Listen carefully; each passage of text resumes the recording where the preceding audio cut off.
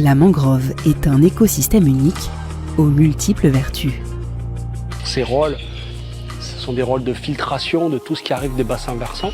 Elle a également un rôle pour limiter l'érosion des zones côtières, les tempêtes, la houle.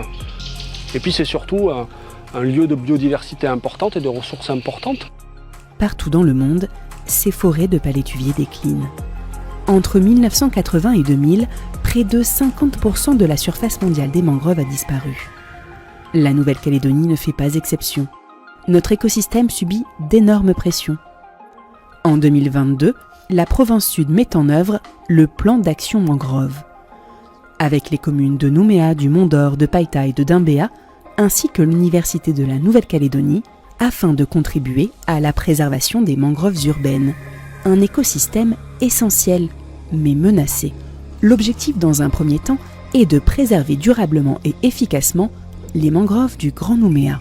Et la menace principale à l'heure actuelle dans le monde, c'est le développement de l'urbanisation combiné à la hausse du niveau des océans, ce qui génère un conflit d'espace.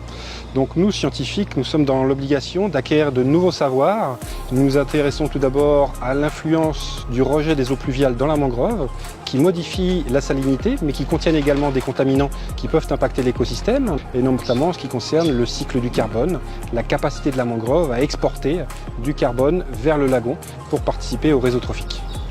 Ce plan a pour but d'établir une action collective en vue de protéger les mangroves.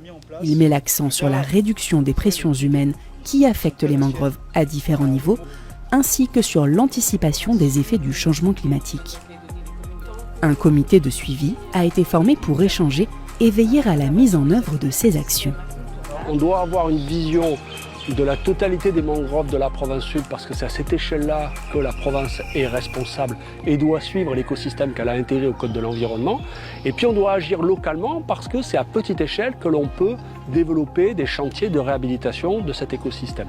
À partir de 1959, des infrastructures de radiotéléphonie comprenant de longues antennes soutenues par des pylônes métalliques ont été installées à Ouémo sur des remblais réalisés dans la mangrove. Ces antennes, devenues obsolètes, ont été démontées à la fin des années 1970. Mais les digues et certains pylônes ont été laissés sur place. Ces travaux sont désormais engagés, grâce à un cofinancement de l'Office français de la biodiversité et de l'État. En 2024, un premier chantier d'enlèvement des digues a été mené sur Ouémo et l'île aux Song. C'était un chantier qui était important et puis on a profité d'un programme qui s'appelle PIBAC+, qui est l'utilisation de solutions fondées sur la nature pour atténuer les effets du changement climatique, que l'on a incorporé au plan d'action mangrove parce que les mangroves ont un rôle important pour atténuer les effets du changement climatique.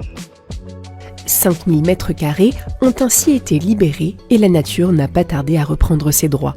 Des palétuviers recolonisent déjà les espaces dégagés avec l'aide d'associations comme SOS Mangrove. Certaines digues, devenues inutiles, se transforment même en sentiers de promenade. Le retrait des dernières digues est en cours et s'achèvera mi-août 2026. Un suivi est mis en place pour constater l'évolution de cet écosystème avant et après les travaux, ainsi que des actions de sensibilisation. En rétablissant la libre circulation de l'eau de mer au rythme des marées, c'est tout un écosystème qui devrait retrouver son souffle.